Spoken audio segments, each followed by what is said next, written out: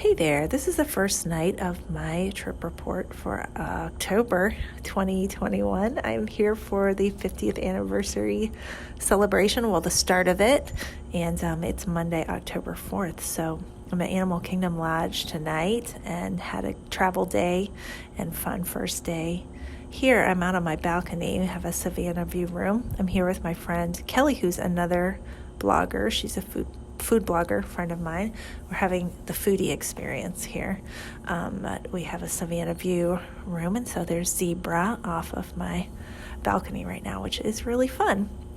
So I want to tell you the things that I did today that, my friend pointed out that most people probably don't know to do those things at Disney World. And I think, wow, sometimes I do things I don't even realize that I have knowledge of this, how to do this trip and make it fun and have no friction.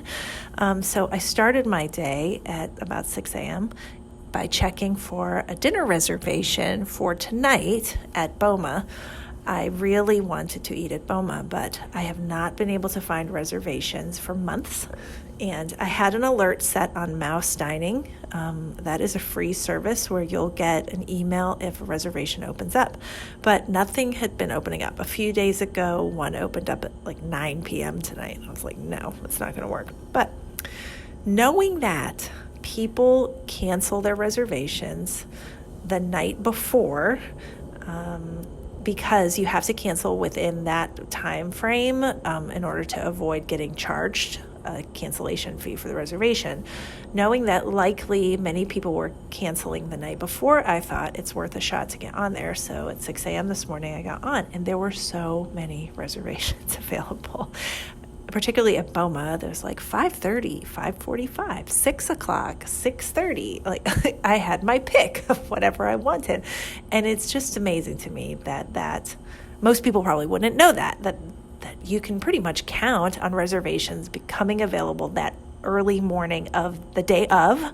Now, as a backup plan, we were going to get a carry-out food from Sanaa here if I couldn't find a reservation, but luckily I had my pick. So I picked a 6 o'clock, which is my favorite time to eat at Boma, first thing this morning.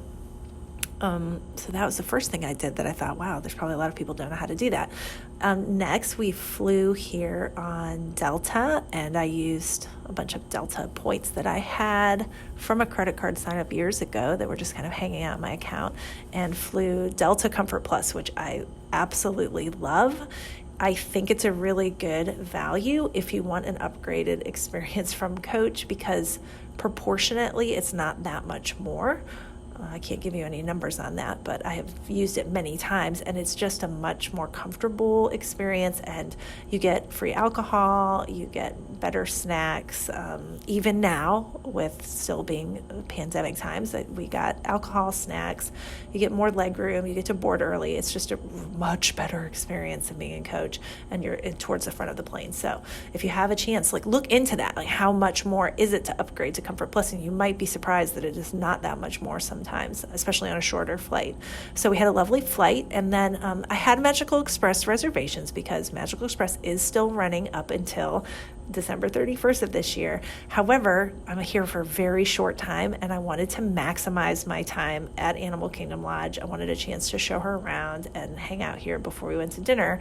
So we Ubered, and I also wanted to see where the pickup spots were now for Uber, and I discovered that they're actually at both ends of the second level on the B side.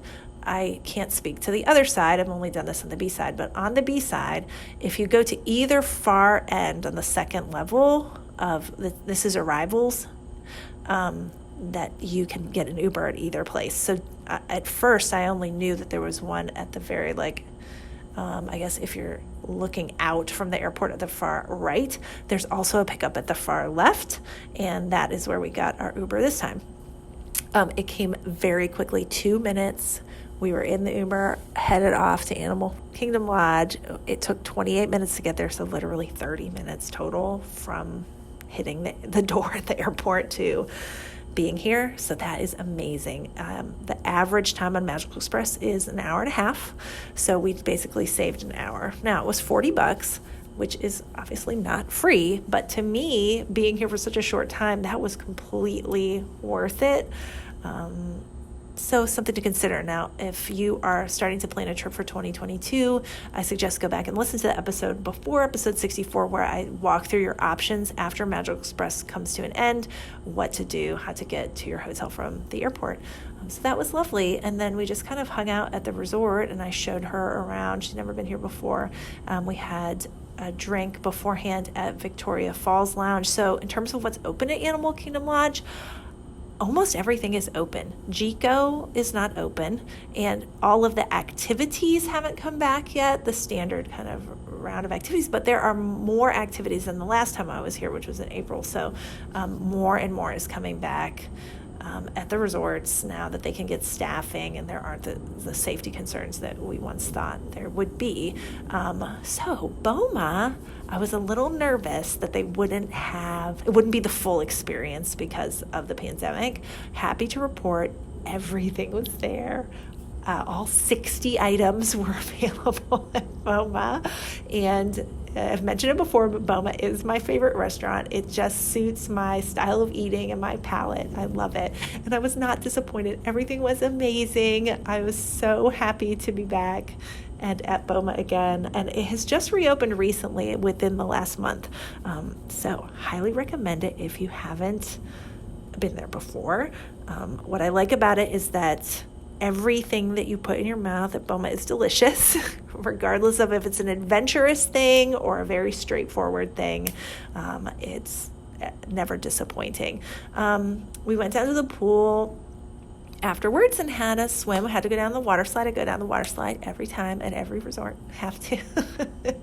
And now we're turning in for the night. So tomorrow, I did want to say something about 50th anniversary stuff. So at the airport, is decorated for 50th anniversary. On the trams that take you to the main part of the airport from the terminals, there are characters on the glass and the castle inside there. And that was such a nice touch, because that's like your first thing you do when you get to the airport is to get on that tram and down and to see like welcome, and it's a celebration. It sets a really great tone. It was brilliant. I have seen a bunch of other 50th anniversary things, including in our room. The coffee for the coffee maker here is 50th anniversary coffee blend. So I'm sure there's going to be a lot of things like that come up. I should also say how I got this room. I rented points, Disney Vacation Club points, and was able to get this room for probably, let's see, if I paid $250 for it, like normally it would be $600 maybe if you tried to get this room right through Disney. So I don't know, 60% savings, so big savings. And I have lots of resources on the blog. Like you can just go to the Budget Mouse and search DVC, and I have directions on what renting DVC points is about, how you can use it to save lots of money on your trips. It's my favorite strategy, a way to stay at a really nice resort for much less than you'd pay direct through Disney. So that's it. Tomorrow we're going to Epcot, and I have an alarm set for 6:55 to make sure that I'm up. I will likely be up, but to make sure I remember to get on the app to get try to get in the virtual queue for Remy's Ratatouille Adventure, the new attraction. So my friend is also doing it, having the alarm set. We're both going to be on the app. We're both going to try and get a spot in a virtual queue. So this is similar to the boarding groups, the virtual queue that was for Rise of the Resistance, which is now done, and they're using it at this new attraction. So I will let you know tomorrow if we got a spot. We're going to do Food and Wine Festival. The park hours have been extended, so Epcot now opens at 9, which means actually we have to go at 8:30, because if you're staying at a on-property resort, you can get in a half an hour early. So we're going to be there before 8:30 to get a full day at Epcot, and tell you about it tomorrow. Thanks, bye.